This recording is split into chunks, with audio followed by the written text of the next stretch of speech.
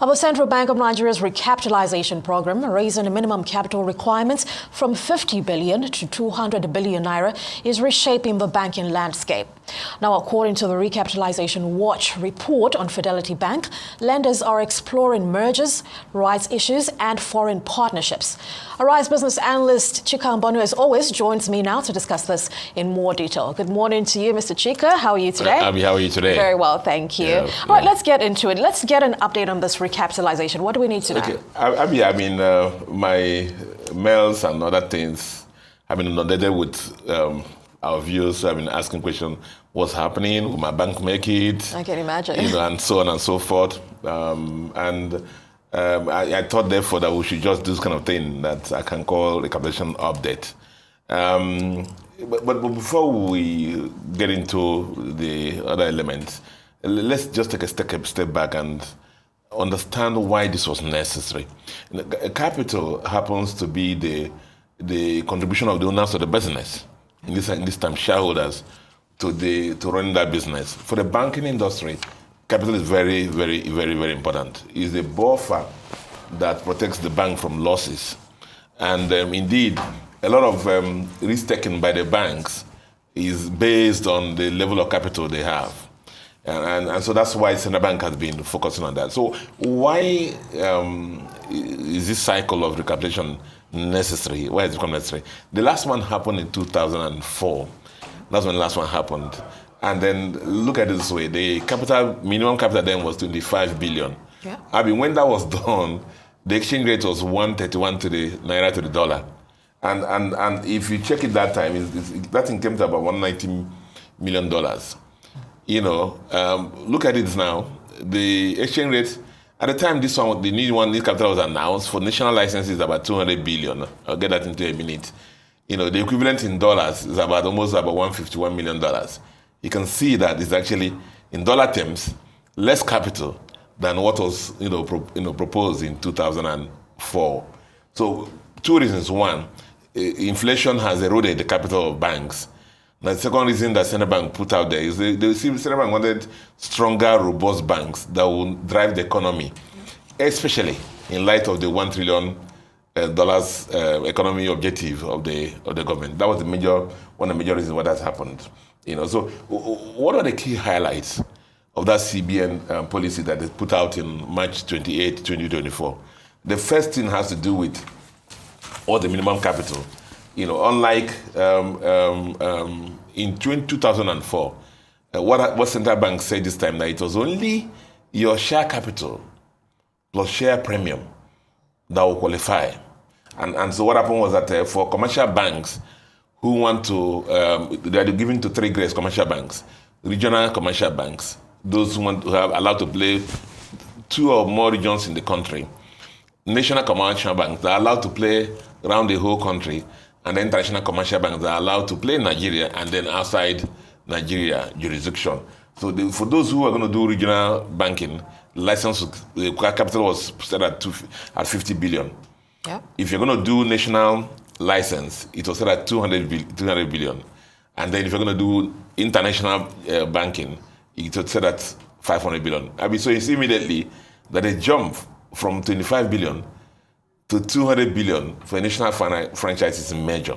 And that's a major thing for that. Also, for merchant banks, it was set at 50 billion. For non-interest banks, it's set at 20 billion for national and 10 billion for regional. And the Central Bank made sure that the only thing that counted, as I said before, was new fresh equity and paid-up capital and share premium. No reserves, no retained earnings, and so on and so forth. Central Bank wanted it to be fresh and real this time around. And the timeline was put at from that April 1, 2024 to end on March 31st, 2026. So we're about 8 months or so away, And the question some people have asked me is that how does it differ from the one of 2004, the recapitalization of 2004? Basically, a regulator ordered recapitalization. Now, the first thing is that the one of 2004 moved everybody to 25 billion naira capital in the universal banking concept. Unlike this one now that says, guys, we have three or more tiers: regional, national, or international franchise. So you have several rooms, expressions you can choose from. Now, the other thing that happened also was, and that one reduced the number of banks by 89. Yeah. That time to about 25. And it forced a lot of banks into mergers and acquisitions that were not intentioned. So a lot of things happened during that time, So this time around, as I said, they have the tiered licenses, the regional, the national, and the international. And then, which means that you have genuine shareholders that will come into this time around. A couple of banks have done things about this. Access Bank has done their rights issue, and they succeeded. Zenith Bank did a hybrid rights issue and public offer, so that made their mark. Central Bank at the last multi-policy committee meeting said 8 banks have, complied, and we're hoping that more banks. UBA is doing an ongoing rights issue. GT Bank is also done the first phase, and they're doing international fundraising, and Stanbic IBTC. So it's been on.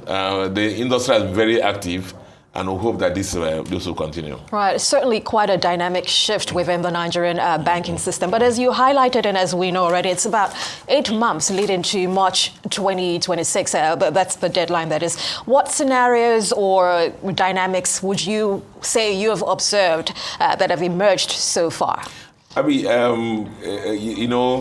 as I said, the 2004 regulatory-induced recapitalization is different from this first one. Yeah. Because they have given some banks several channels to express themselves. Now, before now, most commercial banks, for example, and I'm going to, you asked me a question about the kind of things, dynamics or scenarios I've been seeing. So let me start the first one. The first one is that because they jump from a 25 billion capital to 50 billion or to 200 billion better. You had a 25 billion capital for national license before, now move to 200 billion. It's a massive jump. So what we've seen so far is a lot of banks. Some banks are going to downgrade their licenses from national licenses to regional licenses, basically. And one of the banks that has done that, and announced it publicly, is Nova Commercial Bank. I want to say commercial merchant bank, because they were headed to a merchant bank that has converted into a commercial bank. And they are trying to find their feet in commercial banking. And so they said there's no need to carry capital of 200 billion when they are still just starting. Because one of the pressures that are going to happen this time around that all the people who carry these big capitals must make commensurate earnings. So the shareholders will earn money from the larger shareholding base they are going to carry. That's one of the things happening. So we have seen at least one bank, Nova Commercial Bank, that has come out and said, we will not play at the national level, which is 200 billion capital. We will stay at the regional level, which is 50 billion. That we believe, as we move towards it, May 31st, 20 deadline, maybe things like this more will come. We have also seen what we call selective mergers and acquisition.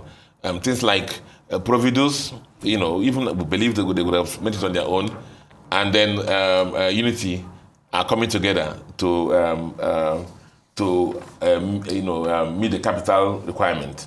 Then the other thing we'll see also is there's foreign listing. We'll see GT Bank, going to the offshore market, having succeeded in playing the local market here to get the first funding. They want to go to the foreign market to go and get their own. But the major thing, Abby, that we observed is the fact that it is reshaping ownership. Right. It is reshaping ownership. Now, hitherto, Nigerian banks are dominated by a handful of influential individuals and maybe families. So you people can drive and say, that's my bank. But what's happening now? So control was often considered in the past in the hand of a few individuals. And of course, we know what it has caused for the industry, And so what has happened now is because of the large capital base, it forced a lot of banks now to open up their equity holdings, to more people. You can imagine moving from 25 billion to 200 billion, or for 500 billion as a national franchise. I mean, it requires a lot of money. So you need to go out and bring a lot of people into that. And so what you see, therefore, is a lot of banks now forced to go into the retail market, open up the shareholding base, and to attract more people into the shareholding base. And so you will see that Nigerian banks, therefore, instead of being individual-owned family banks, are becoming what I call national assets. Right. They are becoming national assets. National assets in the sense that they're owned more by a diversified base of Nigerians instead of what they call individuals or some families and so on and so forth, because that's what it's supposed to be. And so, as I talked about Providus, I talked about Nova in the world. One bank that falls into this kind of class is Fidelity Bank. You know, I mean, when Fidelity Bank, if you go through the trajectory of history of Fidelity Bank, at the time of inception, maybe you could point to 2, 3, 4, 5 core groups that owned it. Now, as at the end of 2024, even, you know, they had about more than 400,000 shareholders. And then, you know, then with the first issue they did, you know, the first issue they did in the market, they did the combination of public issue and the rights issue. You know, that also expanded their shareholding base. That the next thing that will happen now is that they have about $95 million, 95 billion naira short of this limit, 500 billion limit. And therefore, with that also, the shareholding base is going to expand more. And Fidelity Bank, a lot of maybe I thought before that was owned by some people, is now going to be is a national asset.